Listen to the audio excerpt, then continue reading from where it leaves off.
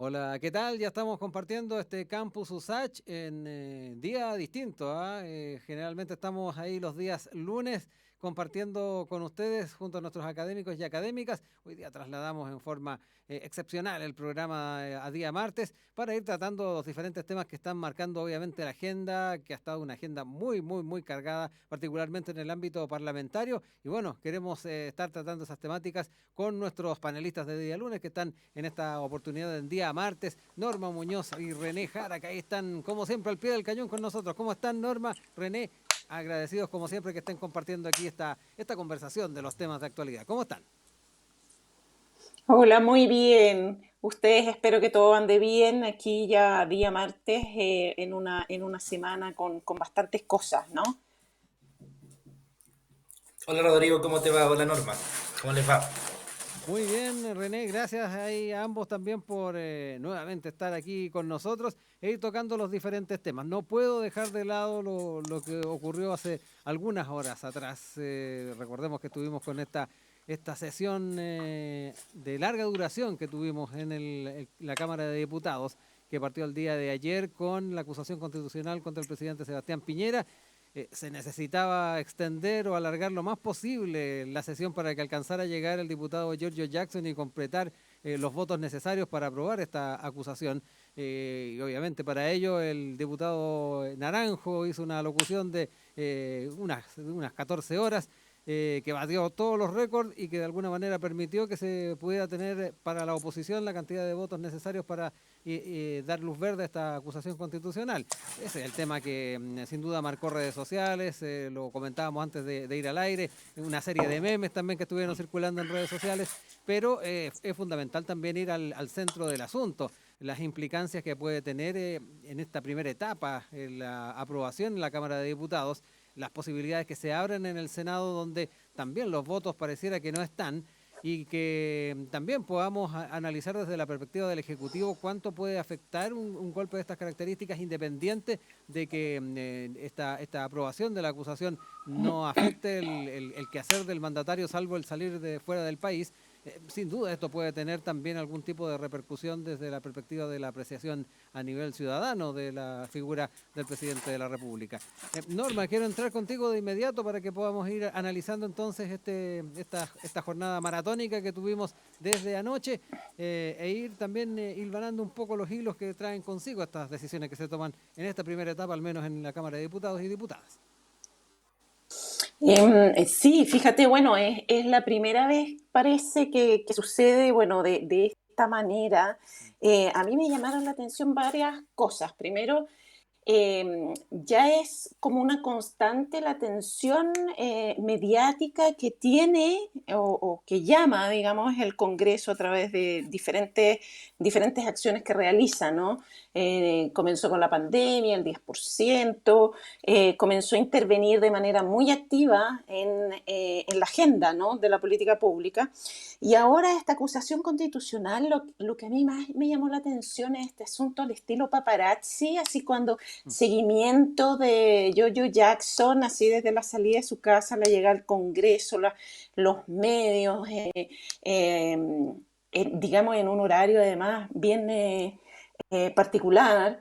No, no, yo creo que uno no puede dejar de ese elemento mediático, ese Uh -huh. acaparamiento de la atención que tiene la Cámara, no solo con esta acción, digamos. Eh, Luego tendremos que ver, y Uh solo el -huh. tiempo va a decir en Sí. cuánto eso va a afectar, porque una nueva dinámica que se introduce ahora, ¿no? Ya sea ahora es para la acusación Uh -huh. constitucional, pero vamos a ver en el futuro, ya es como una actividad que quizás puede comenzar a repetirse para otras cosas, y no sabemos mucho los resultados que eso va a tener a nivel político, digamos Sí. que después, porque finalmente el objetivo que tiene es obstruir las decisiones. Entonces, para eso en general se utiliza, ¿no? Y esta técnica ahora, bueno, se hizo para esta acusación que, si bien siempre se dijo que por ahí los votos iban a estar, bueno, estuvo esta cosa del COVID y Claro. de las cuarentenas que cambiaron un poco el panorama y que justamente generó esta tensión y esta persecución mediática, ¿no? A este diputado que se dirigió al Congreso a votar, ¿no? Después de salir de su cuarentena. Sí, Sabaj. Eh, y bueno, y también está Sabac, claro, pero él es más complicado, porque Mm, parece que él al parecer no podía ir, es decir, él exacto. todavía estaba en la cuarentena y ahí, yo creo que ahí hay un punto un poco más delicado. Mm, Pienso que finalmente, bueno, Giorgio Jackson esperó el minuto claro. donde él, digamos, legalmente, de acuerdo a la Ujú, institucionalidad, él podía hacerlo, pero este otro diputado no, y por ahí hubo unas a entrar de una manera particular claro. al Congreso, porque al parecer lo estaban esperando, pues Lo de la del Ceremi. servicio exacto de la Ceremi lo estaban esperando, pero por ahí lo ayudaron a entrar por otro lado, en Mm, fin. Ahí yo encuentro que es un poquito más delicado porque finalmente es un poquito contradictorio personas que su rol es la estén yendo contra la misma legislación. Un poquito, mm, bueno, ahí hay un punto a reflexionar respecto a eso. Y lo otro, ya de fondo, a nivel político, lo que representa eso, habrá que esperar la Cámara, digamos, tenemos que esperar los senadores cuál va a claro. ser la votación. Se ha dicho siempre que no está la votación en la Cámara del Senado y por lo tanto no sabemos mucho lo que va a pasar ahí. Si efectivamente esto va a quedar como un show mediático destinado a elecciones, digamos, para tener votos de parte de los diputados, sabiendo que cualquier acción que realicen en el Senado esto no va a ser aprobado. Y eso llama la atención primero porque se pudieron buscar otras estrategias que permitieran Ujú, tener un impacto respecto a lo que se busca, que es lo que se está viendo, ¿no? En esta acusación, si efectivamente el presidente incurrió ciertas, digamos, asuntos de probidad administrativa, en ujú. fin, ¿no? Utilización de, ¿no? de cargos para fines propios, en fin, que eso sí está legislado. Entonces, pienso que hay, por un lado, este asunto del show mediático, por otro lado, el asunto de político, que tampoco no sabemos mucho dónde va a llegar, es decir, Ujú, de qué sirvió todo esto finalmente. Y yo creo que se pudieron buscar estrategias claras que realmente permitieran hacer lo que se pretende hacer y que no quede todo en un show mediático ujú, con un objetivo, digamos, electoral. claro. Eso para comenzar. Ujú. René, también saber cómo seguiste este proceso y si efectivamente haciendo tal vez un poco de proyección de lo que puede ocurrir en el Senado, ya lo mencionábamos, está difícil la aprobación para la oposición de esta acusación en la Cámara Alta. Yo creo que en algún momento se dirá, ¿valió la pena todo lo que se hizo en la Cámara de Diputados si es que efectivamente esto sigue los cauces al menos de los equilibrios que hay en el Senado y finalmente se rechaza? Bueno, la eficiencia de esto, vamos a, no sé cuál es la eficiencia realmente Ujú, de este, de este recurso. Creo que es curioso cómo ha sido leído, ¿no es cierto? Como una especie de acto heroico. Eso me llama mucho la atención. A propósito de lo que decía Norma, ¿no es cierto? Cómo se ha ido posicionando de alguna manera el Congreso en general como una institución relevante. Recordemos y pongamos las cosas en contexto. ujú, Hace 4 o 5 años el Congreso era una de las instituciones con menor eh, legitimidad, ¿no es cierto? Con una peor opinión, ¿no es cierto?, por parte de la ciudadanía. Y de un tiempo a esta parte, gracias un poco a la acción, por supuesto, de los retiros, pero no solamente de eso, sino también de una estrategia, yo diría, de posicionamiento y que es bien ujú. transversal, ¿ah? En términos políticos, porque atraviesa diferentes partidos, ¿no es cierto?, agrupaciones, en fin, han logrado capturar el interés, ¿no es cierto?, de los medios de comunicación, cosa que antes no pasaba. O sea, Exacto. básicamente esta reunión pues, o este discurso podría haber pasado por el canal, ¿no es cierto?, de la Cámara y mucha gente no lo habría Ajá. conocido, ¿no es cierto? Entonces, hay un tema que me parece interesante desde el punto de vista comunicacional, cómo se ha ido posicionando el Congreso y este tipo de eventos dentro del espacio mediático. Pero respecto a la eficacia política, a mí me parece que la eficacia política de este tipo de acciones es más bien simbólica más que eh, práctica. ¿ya? Ujú.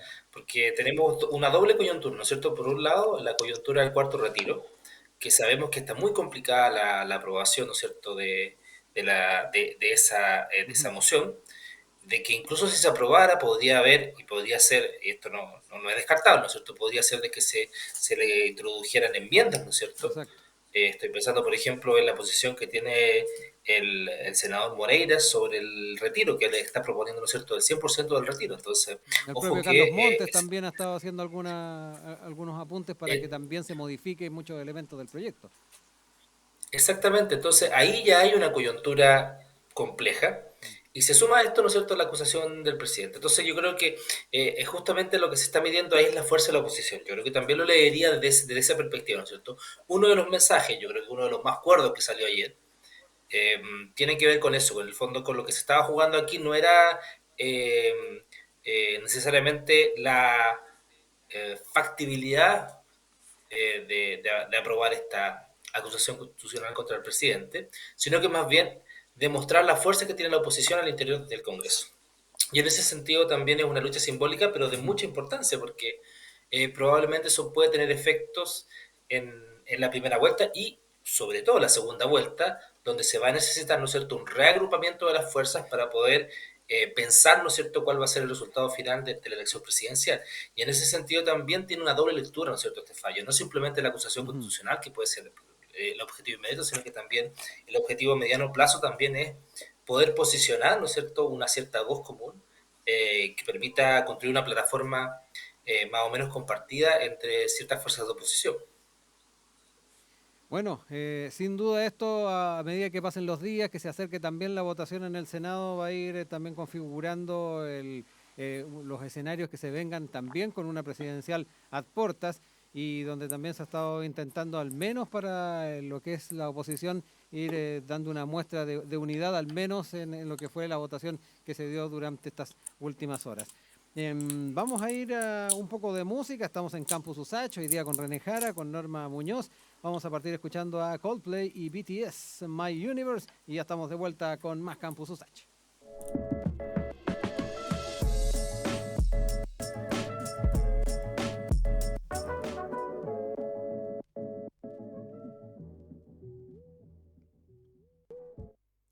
Nuevamente con ustedes acá en la 94.5, también en nuestro canal de YouTube, Campus Usach. Hoy día en forma extraordinaria, en día martes con nuestros panelistas de día lunes, analizando la actualidad. En todo caso vino de perilla el día porque hemos tenido bastantes noticias, hemos tenido hartos acontecimientos para ir tocando el día de hoy con René Jara, con Norma Muñoz.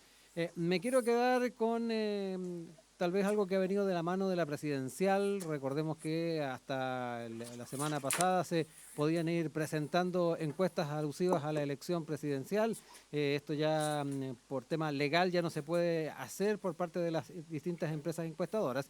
Sin embargo, el tema de las encuestas estuvo presente incluso después del día domingo, a propósito de una columna que escribió Daniel Matamala y que fue publicada en La Tercera, donde justamente se aludía al rol de estas encuestas, cómo de alguna manera el vacío que ha dejado la CEP también ha dado la posibilidad a que otros sondeos vayan apareciendo y también dentro de la misma columna las críticas que se hacen, por ejemplo, a las metodologías. Él aludía a metodologías más baratas y rápidas, paneles online, anuncios en la web que van recopilando lo que se ha estado pinchando en el link. También envío de mails para contestar correos alusivos a esta encuesta. En fin, han sido no pocas las críticas que se han hecho respecto a la figura de las encuestas por parte de Daniel Matamala. Y algo que también ha venido un poco de la mano por lo que también ha dado cuenta cada uno de estos sondeos en las últimas semanas.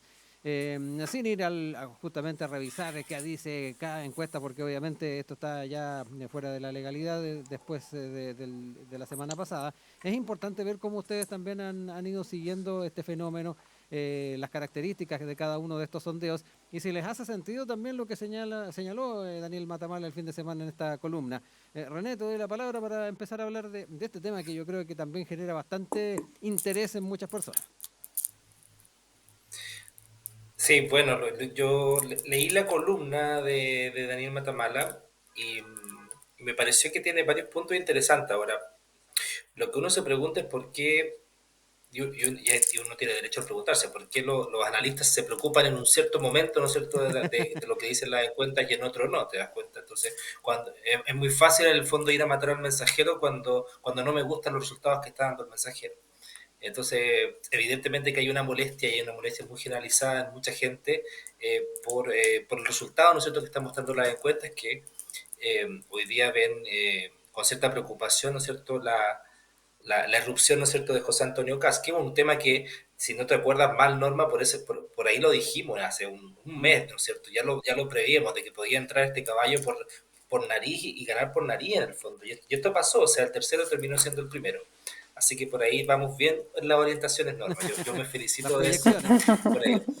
Sí, son malas predicciones, pero bueno, son predicciones al fin y al cabo. Y lo segundo, bueno, sobre el tema de la encuesta hay mucho que decir. O sea, en la ciencia política y en la sociología, especialmente en Francia, hay toda una corriente de crítica, ¿no es cierto?, contra el efecto, ¿no es cierto?, y contra la importancia y la relevancia que en las democracias occidentales se ha dado a las encuestas de opinión, a los sondeos de opinión, como se dice en Francia.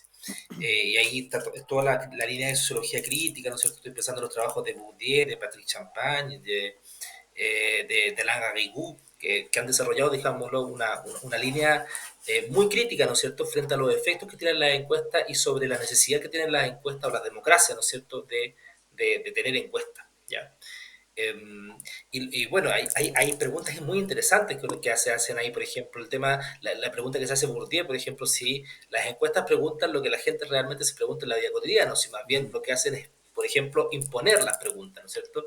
¿Qué es lo que le interesa hoy día a las personas? ¿Les interesa que salga José Antonio Caz o les interesa más bien el cuarto retiro, por ejemplo? Entonces, Bourdieu lo dice de una manera muy, muy interesante. Dice, las encuestas les hacen preguntas a las personas que las personas en su vida cotidiana nunca se hacen. Entonces les imponen las preguntas y les imponen a veces las alternativas también.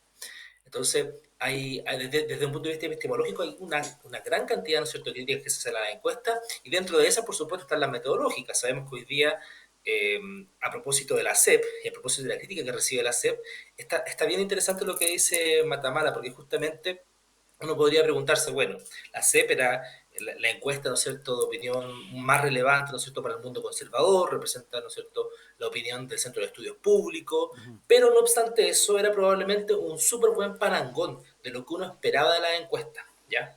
Entonces, ¿qué es lo que pasó? Muchos cuando salió mala, ¿no es cierto?, la encuesta, y cuando se empezó a deteriorar el dato de la CEP, fueron a pegarle a la CEP. Y la CEP, evidentemente, después de eso, nunca más volvió a estar bien posicionada. El tema está que hoy día no tenemos ninguna encuesta que esté bien posicionada, ninguna. Entonces, ojo que ahí, nuevamente, matamos al mensajero, matamos al parangón, probablemente tenía una orientación política muy conservadora, pero hoy no tenemos ninguna encuesta relevante que podamos decir tiene un buen método de recolección, toma en consideración, por ejemplo, que hay una cierta aleatoriedad, ¿no es cierto?, en la selección de los casos, de que se repongan realmente los casos cuando uno no encuentra las personas. Entonces, entre eso, la pandemia, que no se pueden hacer entrevistas cara a cara, la gente quiere cada vez menos contestar las encuestas, pues hoy día tenemos una aproximación demasiado lejana, ¿no es cierto?, de lo que realmente piensa la población sobre los fenómenos políticos y sobre lo que está pasando en la sociedad. Y eso no tiene repercusiones solo, y con esto termino, ¿eh? Porque yo Sí. podría hablarles horas de esto, pero es un tema que me apasiona y que me parece muy interesante. Pero lo importante aquí no solamente es la elección presidencial, porque la elección presidencial finalmente no es una encuesta, es un censo, ¿no es Sí. cierto?, de toda la gente que va a votar, y eso es un dato concreto. Ya es ese día, 21 de noviembre, quizá el 22 ya vamos a tener el dato concreto, y después de la segunda vuelta vamos a tener un dato concreto, no es aproximativo, no es una proyección. Pero ¿qué es lo que pasa cuando uno gobierna? Y eso ha sido una crítica que se le ha hecho a este gobierno, en particular al presidente Piñera, que es gobernar mirando las encuestas. ¿Qué pasa cuando uno gobierna? Y eso es una pregunta válida, ¿no es cierto?, que nos podemos hacer. Gobernar para las encuestas cuando las encuestas no están funcionando. Gobernar para las encuestas es como, básicamente, es como la metáfora de Ulises, o sea, taparse los ojos y los oídos para no escuchar las sirenas, pero finalmente esa no es una forma de gobernar porque no tengo ninguna información, estoy básicamente navegando un barco a la deriva.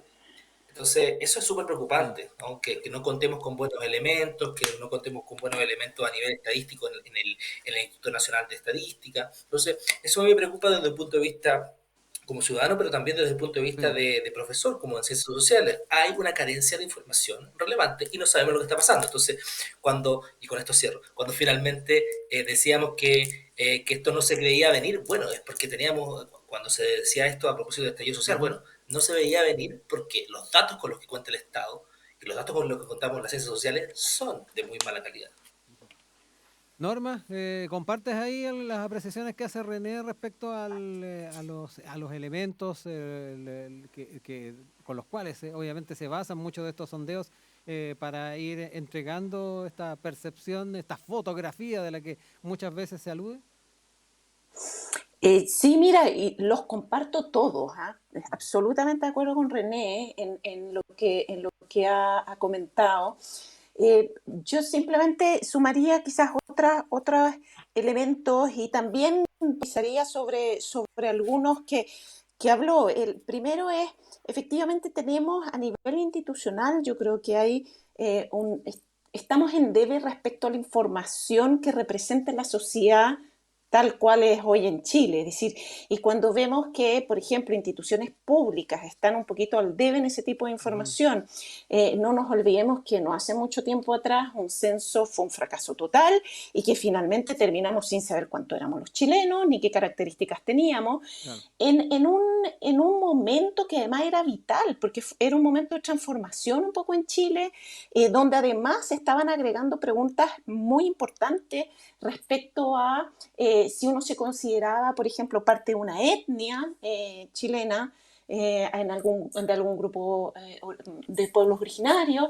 Me acuerdo que hacía otras preguntas un poquito más detalladas respecto al grupo con el cual uno vivía, es decir, si era un grupo familiar, si estaba casado o no casado, en fin, etcétera. Entonces, como que hubo un intento, y ahí yo creo que hubo un gran problema, un intento de tratar de ir a buscar más información de calidad, pero en un proceso que colapsó porque además se vio intervenido por la política. Pareciera que existe esta necesidad de saber qué está pasando, pero al mismo tiempo, como decía René, cuando los datos no me interesan, cuando los datos no me gustan, entonces como que trato o yo no iría a cambiar, pero trato como de hacer otra cosa, ¿no? Y que fue un poco lo que pasó en ese censo, un Ujú. problema con ciertas cosas y por ahí hicieron un cálculo un poco raro y llegaron a resultados que no representaban la sociedad chilena, pero si vamos al punto de origen, y aquí es algo que ya dijo René, pero hay también otras, yo no me voy a olvidar nunca lo que decía una especialista de políticas públicas que estudia América Latina, pero que es americana, que trabaja en Estados Unidos, y que decía que los casos, o sea, cuando se habla de metodologías, sobre todo cualitativas, Ujú. pero esto también va para las cuantas y ya les voy a comentar cómo, es que los casos que estudias va a determinar el resultado que obtienes. Es decir, y eso se traduce mucho hoy en día en todos estos estudios hechos un poco con una dirección también ideológica y política, eso no lo podemos olvidar. Eh, Matamala lo nombraba, ¿no? Que habían ciertas cosas que favorecían a FP, pero había estado pagado por, Claro. entonces al final Mm. bien complicado, pero yo recuerdo en algún minuto participé de un estudio de opinión que hicimos nosotros en la FAE, en el departamento donde yo trabajo, donde justamente quisimos renovar las preguntas, es decir, Ujú. eh, los tipos de preguntas y lo que se pregunte evidentemente va a llevar a un resultado particular y yo creo que desde ahí tiene que haber una reflexión. Es decir, hoy en día yo creo que está bien que ya esté en la mesa esta cosa de los resultados de las encuestas, es decir, si son confiables, si no son confiables. Pero también hay otro tema que es fundamental, que cómo elaboramos las preguntas, qué preguntas hacemos, qué temas abordamos. Es decir, hay temas básicos que no están muy bien abordados en las encuestas a nivel nacional y que son básicos, es decir, de percepciones de las personas respecto tanto a su afiliación política relacionado con qué es lo que ellos hacen y por quién van a votar. Es decir, preguntan solamente por quién vas a votar. Y luego no hay detalles, no se hacen perfiles Ujú. respecto a, por ejemplo, clases sociales o preferencias, ¿no? Respecto a ciertos partidos políticos, que nos pudiera dar además una visión de efectivamente las personas para dónde están yendo, cómo se están percibiendo a sí mismas desde el punto de vista político, económico, cultural. Es decir, eso Ujú. no se están mirando de una manera integrada y los estudios de opinión a mí me da la impresión que se han quedado y se han profundizado de una manera muy instrumental, electoral o política. Ujú. Y pienso que ahí tenemos un problema, es decir, sabemos un poco menos de estudios que son un poquito más completos, pero que son hechos por investigadores en las universidades, por ejemplo, donde efectivamente hay un panorama un poquito más claro al respecto. Pero en periodo electoral y toda esta obsesión por saber quién va primero, quién no, etcétera, está llevando al error hace bastante tiempo. Pues esto ya viene del 21% que tuvo en aquella elección la primera vez que se presentó Marco Enrique Dominami. Es decir, Ujú. desde ahí que ya las encuestas estaban mostrando que aún cuando tienen este fibral instrumental de quién es el que va a salir y cuáles son los mayores problemas de las personas, eh, estos ciertos resultados, pero yo los llamo a mirar Ujú. cuáles son las opciones que dan, por ejemplo, cuando le preguntan a las personas cuáles usted cree que son los problemas más importantes que tiene el país. Es decir, dan una cierta cantidad de opciones y no dan otras. Es decir, esto es, por ejemplo, a mí me llama la atención, justamente nombraba Francia, René, ahora Ujú. se ha hablado de este candidato Seymour que irrumpe, ¿no? Que tampoco es un candidato formal, pero es alguien que todos los medios le dan y lo incluyeron y efectivamente está dando resultados. ¿Pero por qué lo incluyeron? Es decir, ¿qué pasa si incluimos a otra persona? Quizás también da un resultado. Ujú. Todo depende de qué es lo que estamos preguntando, cuáles son las opciones que dentro de las preguntas y las clasificaciones y las alternativas que se le dan a las personas se entregan, porque a partir de ahí ya existe un sesgo a veces y hay encuestas que son bien curiosas. O sea, yo no me voy a olvidar nunca una vez, yo me llaman ¿no? por teléfono, estas encuestas telefónicas respecto a la delincuencia. Entonces, la pregunta no me voy a olvidar nunca. Me dice, ¿a qué usted cree que se debe la delincuencia en su comuna? Yo me dije, pero están dando por supuesto que yo pienso que hay delincuencia en mi comuna. Es decir, no sé, es decir, ese es lo primero que nos enseñan, ¿no? Por lo menos yo trabajo mucho en lo cualitativo más que lo cuantía, pero en lo cualitativo hay un gran debate sobre eso, es decir, dependiendo de lo que tú elijas como pregunta, el resultado que vas a obtener, eso es evidente. Entonces, o se están interviniendo a propósito, que no es lo que yo quisiera pensar, pero sí yo llamaría también a sumar al debate, el debate obviamente de los resultados, si son representativos de Ujú. la sociedad o no, con cómo se están elaborando, qué preguntas se están haciendo y sobre todo qué opciones se están dando a las personas.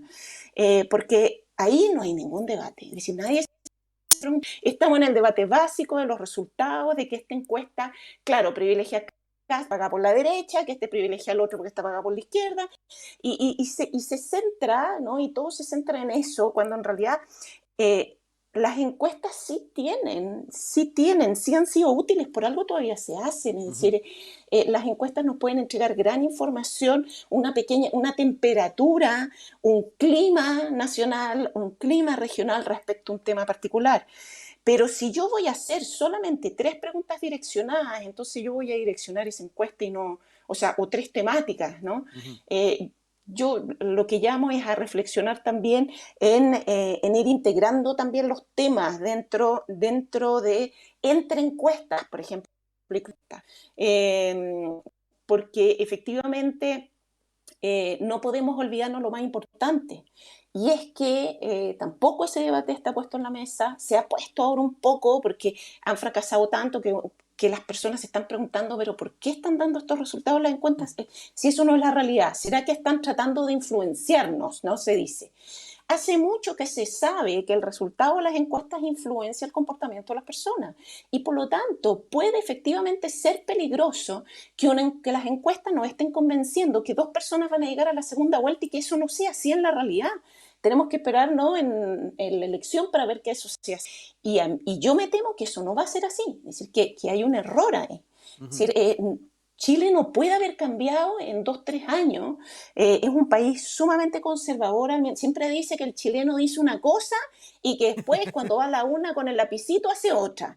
Entonces, eso siempre se ha dicho. No está considerado, es decir, y se queda todo el discurso en decirnos, oye, aquí están estas personas que van a llegar a la segunda vuelta y nos están repitiendo eso hace 3 semanas, si no me equivoco. Eh, y quizás eso no sea así. Y yo creo, y le digo al tiro, que yo creo que no será así. Estamos en Campus USACH, como siempre, compartiendo con René Jara, Norma Muñoz, hoy día en día martes. Habitualmente nos acompañan en los días lunes, tratando los temas, como decíamos, que han estado marcando la agenda. Vamos a ir con otro poco de música, vamos a ir con lo que trae Facuta, Aeropuerto, y a la vuelta estamos ya con el último bloque del día de hoy.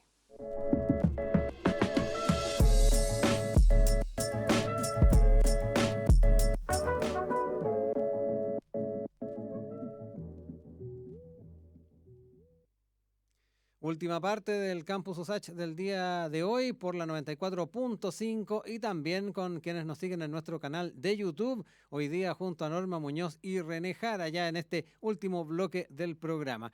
Quiero dejar esta última parte para que hablemos un poquito también de lo que ha estado pasando en parte del Biobío, la región de la Araucanía, lo que ha sido llamado por el gobierno de la macrozona sur. Y particularmente este estado de excepción que ha estado rigiendo en la zona, que ha estado también puesto en una consulta dentro de la propia región, donde al menos en los resultados que se dieron, más del 80% estaba en la línea de que se mantuviera esto. También las decisiones que se están tomando a nivel parlamentario. Importante ver también cómo lo han estado siguiendo ustedes desde la perspectiva de política pública, si lo queremos llamar de alguna manera, o de reactividad de parte de este Ejecutivo.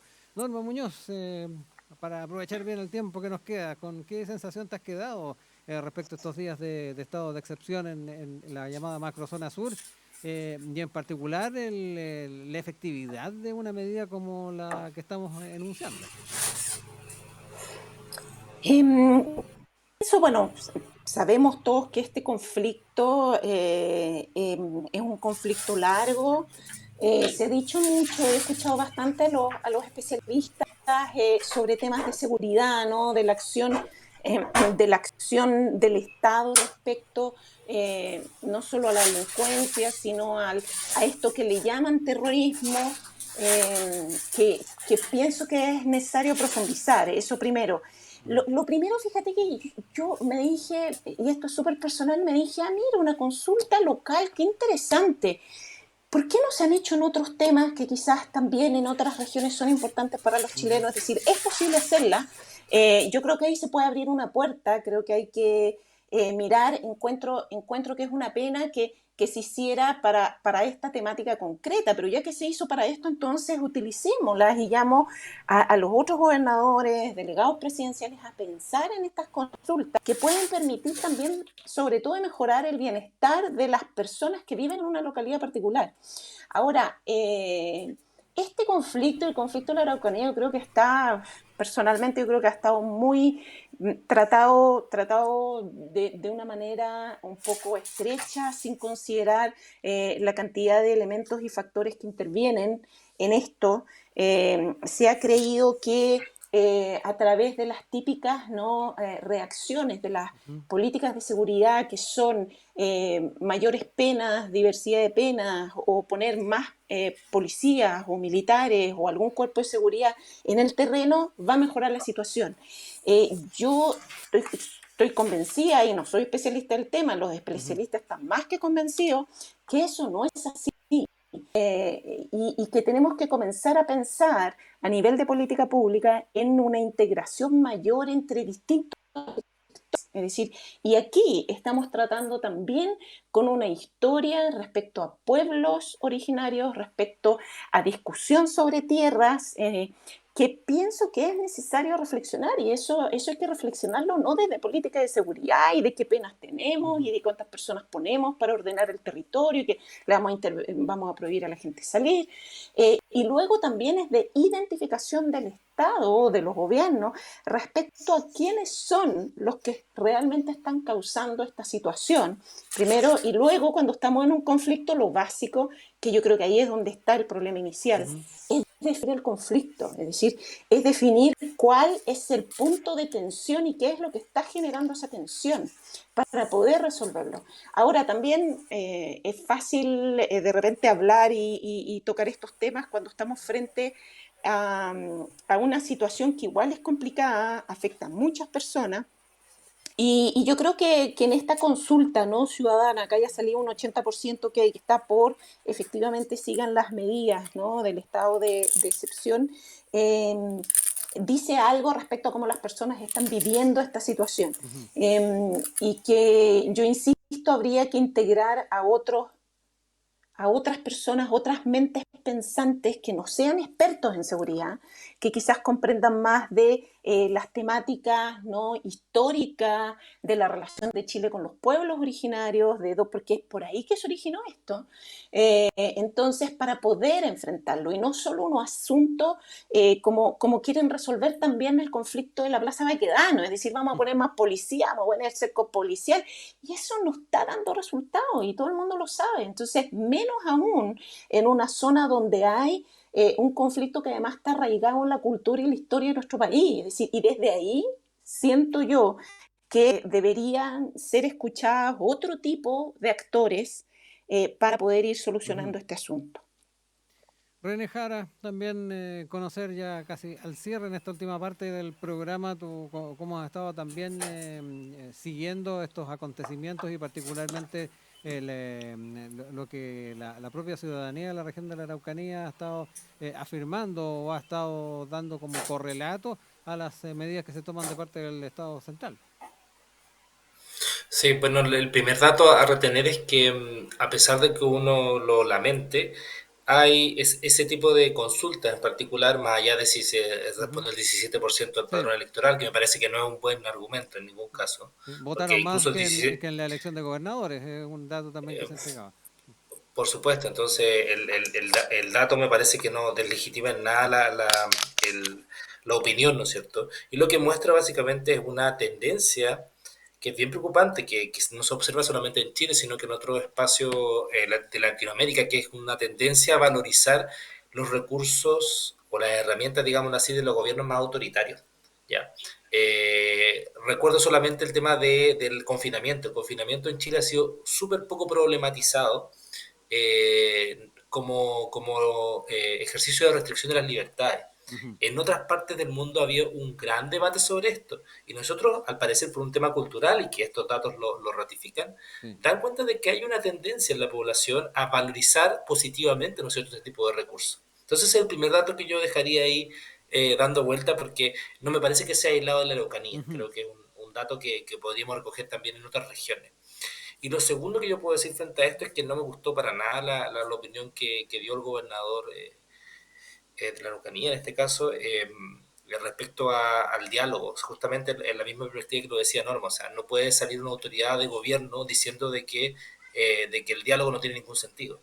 Un poco decía, bueno, miren a lo que nos ha llevado el diálogo, ¿no? Y hay gente que todavía pide más diálogo. Bueno, yo creo que justamente la función y disculpen lo retórico, pero la Ujú. función y la perseverancia en el diálogo es la única forma de solucionar este conflicto. Es la única forma. Lo demás es acciones paliativas, fuegos artificiales, pero lo curioso es que sea una autoridad del Estado que diga eso. La autoridad del Estado, ¿qué es lo que tiene como autoridad? ¿Qué es lo que define al Estado? La palabra legal, en el fondo. Ujú. Entonces, si la autoridad legal, en el fondo, renuncia al diálogo, quiere decir que nos queda muy poco de camino, y digámoslo así, de legitimidad pública como Estado para resolver este conflicto. Significa un poco una renuncia. Y en ese sentido yo creo que en la reacción del gobernador y lo que dijo, que me parece, ojalá que sea un exabrupto y que haya sido, digamos, así una mala interpretación de cómo él entiende la función, porque de ser así, este tipo de medidas nos puede proyectar un poco lo que podría ser la elección, ¿no es cierto?, de un candidato que siga esa misma orientación para un próximo futuro gobierno y para un próximo presidente. Es un escenario para mí indeseable, absolutamente. Sí, ese es un tema no menor, porque también es importante ver cómo desde la perspectiva de la propia campaña electoral se ha estado abordando el tema de la delincuencia y cómo muchos también lo asocian a lo que está pasando en la zona. Yo creo que ese también es un tema no menor de cómo también se ha estado impulsando de parte de algunos sectores el llevar adelante este tipo de estados de excepción. Aprovechemos estos minutitos, son 5 minutitos que nos están quedando, Norma, René, también para entrar en eso, el efecto que puede tener también para el electorado este tipo de medidas, tomando en cuenta de que para muchos es caballito de batalla también el tema de lo llamado la llamada delincuencia. Sí, es importantísimo porque, mira, cortito, eh, las acciones en general y las acciones públicas, las cosas que las personas ven, va a ser que las personas reflexionen sobre esos temas y muchas veces también que entiendan la realidad de esa manera. Es decir, las políticas públicas también son definición de realidad particular. Uh-huh. Por eso que yo ahí quiero hacer el link un poco con lo que hablaba René del diálogo. Es decir, hay algunos que dicen que ya no estamos para el diálogo en la Araucanía. Yo creo que el diálogo es lo vital primero para poder redefinir el problema. Porque cómo se define ese problema público va a determinar el diseño de la política que se va a hacer. Y eso es lo que yo les intentaba comentar, ¿no? Hace un ratito, es decir, es el mismo problema que está mal definido. Entonces, se está definiendo de una manera, o sea, desde el terrorismo absoluto, es decir, aquí tenemos que poner, en fin, 10 millones en esta excepción, sino que 10 millones, esa no va a ser la solución. Yo creo que hay que redefinir, hay que comenzar de nuevo y para eso tienen que estar otros actores en la mesa, dialogar, y sumar a otros actores, no me refiero que hay que sacar los que ya están, pero hay que sumar a otros, definir ese problema, entregarle una solución más apropiada. Porque además, efectivamente, las políticas públicas, como son construcciones de realidad y las distintas acciones llevan a que nosotros después vayamos pensando esa realidad de esa manera, es decir, vámonos el 10% lo que hizo es que instaló en la gente que los fondos son tuyos. Entonces, ¿cuál es el futuro a un sistema solidario de pensiones? Díganme, por favor. Si ya a través de distintas acciones, que además tuvieron una popularidad extraordinaria, de hecho lo hacen para los votos electorales, a través de una acción le estamos diciendo a todos los chilenos, oiga, los fondos son suyos y se lo están repitiendo todos los días. Entonces ahora efectivamente tenemos los brazos absolutamente atados para poder hacer cualquier sistema solidario de pensiones, porque la gente ya se metió en la cabeza que los fondos son de ellos. Entonces, por eso es tan importante y influye lo que se está haciendo en la Araucanía respecto a lo que las personas van a poder pensar ahora, en un mediano y en un largo plazo. René, para cerrar. Sí, bueno, el tema de la Araucanía creo que es un tema que tiene, por supuesto, un componente policial y que evidentemente necesita de inteligencia, pero no de militarización, que no es lo mismo. Yo creo que hay un conflicto y la gente está preocupada por el tema de seguridad, pero ese conflicto se soluciona con inteligencia, desarticulando bandas, investigando, ¿no es cierto?, a esos grupos armados que por supuesto que son intolerables en cualquier tipo de Estado de Derecho. En eso yo creo que nadie se pierde. El tema está en que militarizar y entablar una especie de excepcionalidad en ese territorio no hace más que justamente enervar los ánimos en un momento muy delicado. Bueno, Norma, René, no me queda más que darles las gracias que hayan estado hoy día con nosotros en este Campus USACH, en día distinto, nos corrimos un día, pero yo creo que fue bueno a propósito de cómo ha estado la agenda para poder conversar los diferentes temas. Que estén muy bien, nos estamos reencontrando ya la próxima semana, además en una semana previa a las elecciones, así que vamos a tener hartas cosas que comentar previo entonces a esos comicios. Que estén muy bien, gracias como siempre. Chao, que estén muy bien. Chao. Chao, chao. Chao. Y bien, nosotros también empezamos a cerrar el programa del día de hoy, agradeciéndoles que hayan estado con nosotros en esta oportunidad y nos vamos escuchando la música de Weekend, Take My Breath. Nos reencontramos en un próximo Campus USACH.